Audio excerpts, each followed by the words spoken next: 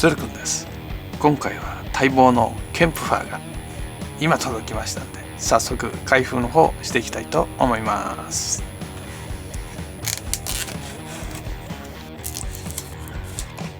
このメタルビルドシリーズって結構箱がキツキツなんですよね。出ました、ケンプファーですよ。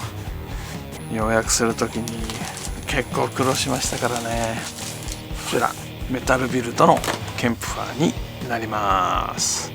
なんとかゲットできました。表はケンプファーの全身のアップですね。ネットで見た時からこの細かいこのディティールですね、もうここら辺見てもう惚れ込んじゃいましたけど、なんとかゲットできましたね。こちらがメタルビルドのケンプファーになります。表の方は、ケンプファーの全身の像ですね。横の方は、前から撮った写真ですね。それから後ろが、この裏側がケンプファーのそれぞれのポーズが載ってますね。で、反対側がケンプファーの、後ろ姿の方ですね。こちらが載っています。あと箱の上側はメタルビルドのロゴ、下側はケンプファーの上半身とメタルビルドのロゴになってます。では早速開封の方をしていきたいと思います。引っかかりが結構あるな。よし、オープン。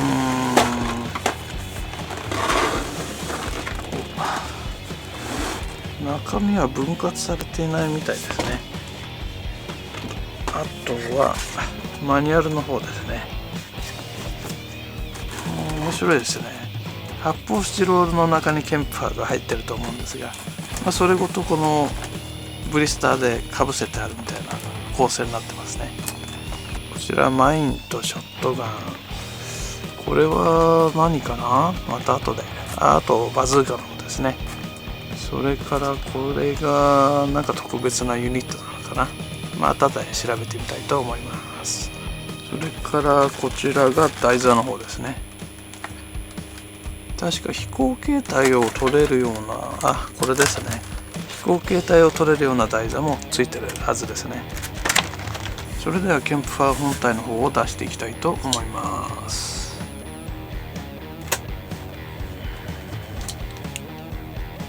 これで開けるときに本体傷つけたら泣いちゃいますよね。それではいよいよ開けますよ。ケンプファーオープン開けますよ。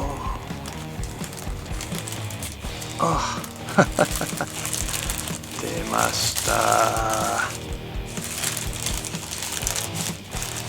た。青色が目立ちますね。いい色ですよ。よいしょ。さすがメタルビルドですね。結構な重量感があります。角なんかは後でつけるみたいですね。表面装甲の方はちょっとこうメタル系の塗料で塗装がしてあるっぽいですね。足の裏は金属と、あとノズルが塗装されてますかね。さて、それでは細かく見ていきたいと思います。それではメタルビルドのケンプファーの方ですね。こちらの方を細かく見ていきたいと思います。表面の方なんですが、単色の青というわけではなく、同じ青でも濃かったり薄かったりと、例えばこの噴射口周りとか濃い青だったりとかですね、胸の方が少し薄くなっていたりとか、こういった色分けが細かくされています。ところどころに金属の材料を使っていて、金属らしい光沢を放っています。こういう肩の白いところとかは塗装がしてあって、成型色だけじゃなくてですね、部分的に塗装が入ってきてるような感じですね。あとこういったマーキングですね。こういったマーキングがところどころにですね施されています。特にこの胸のところなんかですね、ジオンマークですね、こういったものが印刷されています。あと目立つのがこの噴射口周りのオレンジですよね。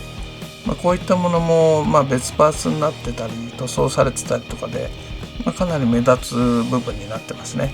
砂の部分の噴射口なんかは色分けがされていて、ちょっとグラデーションっぽくなっていて、結構綺麗ですよね。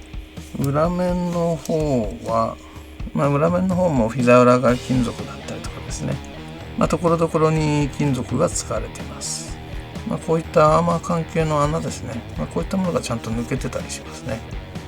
アーマー関係に細かい筋彫りが追加してあったりして、リアリティをかなり高めてるといった感じですね。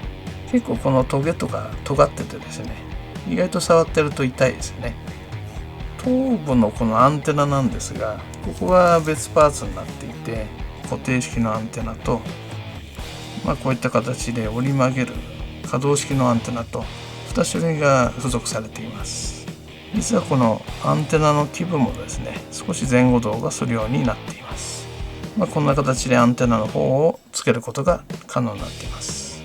では早速各関節の可動の方ですね、こちらの方を見ていきたいと思います。頭部の可動についてなんですが、こちら頭部の後ろのアーマーですね、これが可動するようになっていて、頭部の可動範囲が広がるようになっています。頭部には根元に引き出し機構があって、さらにこの後ろのアーマーを上に上げることによって上を向きやすくなるっていう感じですかね。これは飛行姿勢とかですね、そういった時に結構役に立つ機構かと思います。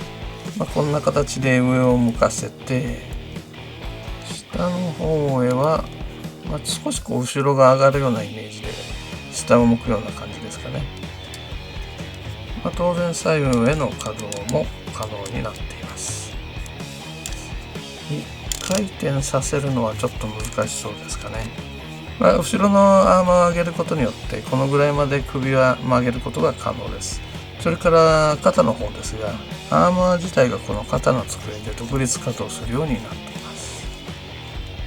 これは左右両方とも一緒ですね。でこうひねることも可能になっています。それから肩の方ですね、だいたい90度ぐらいまでは上がるようになっていて、回せば上まで上がるという感じになってますね。それから肩の付け根には引き出し機構がついていて、前後動画が可能になっています。前の方ですね、後ろにも若干傾けることが可能になってます。前後ろといった感じですね。結構硬いんですけどちゃんと動くようになってます。これはもちろん両肩ですね、そのような引き出し機構がついています。それから肩の付け根ですね、ここで回転軸があって、この肘の先ですね、ここの部分にも回転軸がついてます。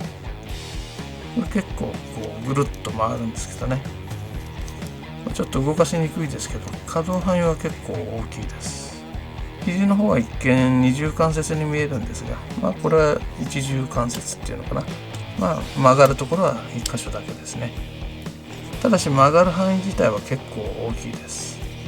なおかつ手首の方も前後動しますんで、これと合わせるとですね、曲げてでアーマーにちゃんと拳がつくような形になります。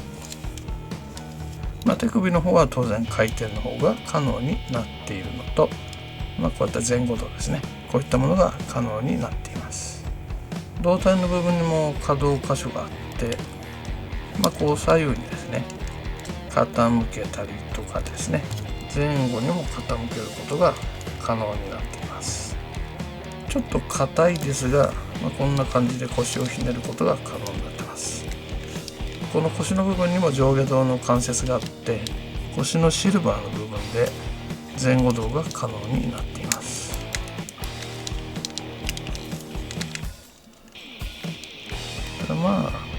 胴体の方が二重関節になってるイメージですかね。かなりこう前の方向とこの受け添う方向ですねの可動が可能になっています。首の上がる機構ですね、これを合わせると、飛行形態がかっこよくなるという感じですね。それから股関節の方なんですが、ここら辺に可動範囲が一つあって、このぐらい動くんですが、本来この根元の股関節ですね、これがこう動くはずなんですが、正直硬くて上がらないんですね。だから今んとこ開脚としてはちょっとこのぐらいしかできてないんですが、実際にはおそらくもっとこう45度ぐらいまでは上がると思うんですけどね。それからこの股関節の根元ですね、この銀色の部分ですね、これに引き出し機構がついてます。でこれを引き出すことによってこの開脚とかですね、あと前後動の方も範囲が広がってくるという感じですかね。前後動の方はかなりの可動範囲ですね。もう肩に当たるぐらいまで足を上げることが可能になってます。それから膝の方なんですが、このアーマーですね、ここと関節が連動しています。曲げることによってアーマーが少し上に上がるようなイメージですね。ただしこの後ろのノズルの方ですね、この足のノズルの方が足に当たってきますので、このノズルを上に上げることが可能になっていて、でさらに曲げることが可能になっています。90度ぐらいがちょっと限界ですかね。これ以上はこのノズルが上がって上がらないかなというところですね。この膝のアーマーが連動して締まるよという形になっています。足首の方は前後動ですね。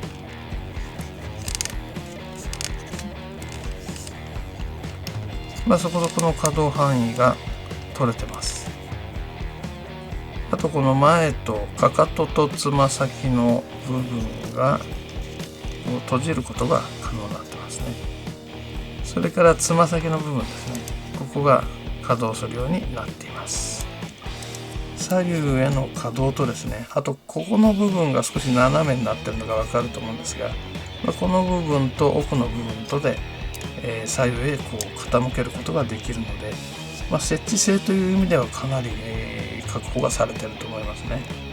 あとはスラスター関係のカバーがですね、こちらの方が各所こう稼働するようになっています。こんな感じですね。それからこの背中のスラスターのカバーも稼働するんですが、マニュアルにはこのスラスターを引き出してから上げろって書いてあるんですけど、正直硬くて引き出せないですね。だからこれ無理やり上げると壊れるって書いてあるんで、これはちょっと困ったところだなという感じですね。あとはこの物合いの方を左右にこう稼働させることが可能になっています。カバーを少し上に上げて、ここは結構開けづらいんですが、こんな感じですね。この物合いの上のカバーを上げて左右へ動かすことが可能になっています。結構この角が当たって痛いですねあとあんまり乱暴に扱うとちょっとこの角固定用の角は折れちゃいそうな気がしますね。こんな感じで本体だけでもかなりの可動箇所があって、可動範囲もそれなりに取れているので、アクションフィギュアとしてはよくできているかなと思います。次は付属品の武器の方ですね、そちらの方を確認したいと思います。それでは武器の方をご紹介したいと思います。これを見ていただければわかると思うんですが、すごい数の武器がついてます。ヒートホークには作動前と作動後の2種類がついてます。これよく見ると一個一個ですね、塗装がしてあるんですよ。なかなかに素晴らしいですよ。それからこちらのビームサーベルですね。緑の部分はクリアパーツで再現されています。これが2本ついてますね。それからバズの方ですね。こちらのジャイアントバズの方が2つついています。こちらのも塗装はしてあるんですが、分割線がですね、どうしても出ちゃってるかなというのはちょっと残念ではありますがね。ちなみにこちらのマガジンの方がですね、外れるようになってます。それからあとはシュツルムファウストですねちょっと言いづらいんですが、こちらの方、よく膝についてるのを見たと思うんですが、こちらの方が2つついてます。あとこちらのショットガンの方ですね。こちらの方が2丁付属されています。ちなみにこのポンプアクションっていうんですかね、これを前後動させることが可能になっています。こちらのショットガンの方もですね、かなり細かく色分けがされています。それからチェーンマインの方ですね。これが2種類。短めのものが1つと、裏はこんな感じになってるんですが、こちらのチェーンマインの方ですね。短いのと長いのと2種類付属されています。あとはこれですね。チェーンマインをしまうラックっていう形でチェーンマインラックって書いてあるんですが、こちらの方が付属しています。あとはこちらのジャイアントバズの方ですね。これを本体に固定するための、こういったアタッチメントですね。こういったものが付属されていて、ジャイアントバズにこんな形でつけて、こんな形で本体の方に固定することが可能になっています。これだけでもすごい数なんですが、こういった武器が付属されています。で、このうちのですね、いくつかはこのラックの方につけることができますので、つけていってみたいと思います。こちらの留め金を外すと、ラックの方が開くようになりますので、この部分にマインの方をつけていきます。ちなみにマインの方はこの黒い部分が針金になっていて、曲げることが可能になってます。なんかマインの数がマニュアルと合わない感じがしますね。かなりはみ出しちゃってるイメージかな。あとはここでこう止めていく感じですね。ちょっとなんかはみ出しちゃいましたけど、こういった感じでラックにマインをしまうことが可能になっています。こちらの四角い穴の方ですね。こちらの方にこのショットガンの引き出しを引き出して、こんな感じではまるんですかね。これをはめて、ショットガンとステルムファーストを取り付けることが可能になっています。こんな感じでウェポンラックがついていて、これをですね、このキャンプファーの背中の穴ですね、こちらの方に差し込んで、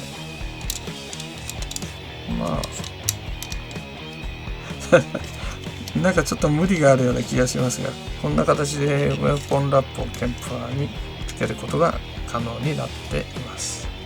なかなかアイテムとしては面白いアイテムじゃないですかね。手首については、こちらの開き手の方ですね。それから武器を持つための握り手の方ですね。武器のグリップを握るための握り手ですかね。こちらの3種類プラス、本体の方の握り手ですね。こちらの4種類の手首が、付属されています。先ほどご紹介した武器の方ですね。ジャイアントバズとショットガン、それからシュツルムファーストですね。こういったものは全てキャンプファーの本体の方に装備することが可能になっています。こちらのビームサーベルについては、ちょうど太もものとこですね。こちらの穴の方に収納することが可能になっています。で、蓋の開閉ができて、取り出すときはこの裏側のグレーのレバーですね。これを下げると、ひょっとかビームサーベルが出てくるんですね。これちょっと面白いギミックですよね。ひょっとこうこんな形で各ウェポンをですね、装備することが可能になっています。なかなかフル装備のキャンプファーってかっこいいですよね。最後にこちらのスタンドの方なんですが、スタンドの方にはこちらキャンプファーの文字がついていたりします。アームの方は高さをある程度変えられるようになっています。ここでロックをかけるようなイメージですかね。低い場合と高い場合と選択することが可能になっています。この先の部分がジョイントになってますので、このキャンプファーの腰の部分ですね。ちょうどここに穴があるのがわかると思うんですが、ここに差し込むような形で固定します。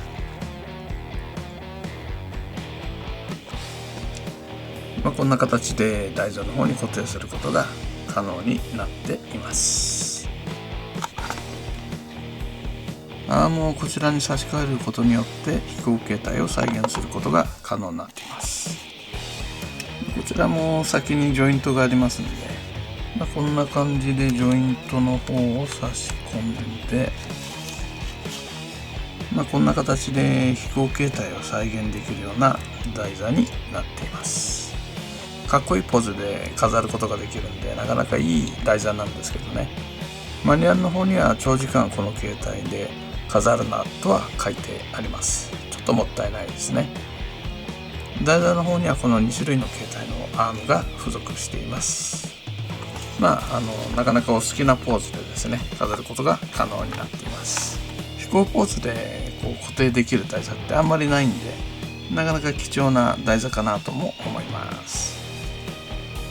今回ご紹介したメタルビルド版のケンプファーの方なんですが、むちゃくちゃ出来のいいキットなんで、手に入る機会があったらですね、ぜひ手に入れてみてください。今回の動画は以上となります。また次回の動画でお会いいたしましょう。